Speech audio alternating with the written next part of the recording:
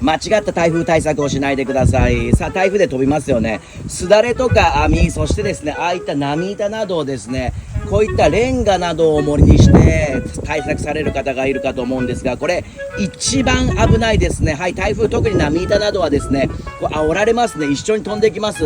こんなもん飛んでってね、建物に当たったら大変、外に行ってですね、車や人に当たったら本当大変ですよ。お気をつけください。重りというのはですね、飛んでって危なくないものを使います。これ最悪の場合一緒に飛んできますからね。これ水入れてあります。飛んでいく時に水溢れます。これ飛んでってもそこまで危なくないです。こういったものやペットボトルなどがおすすめでございます。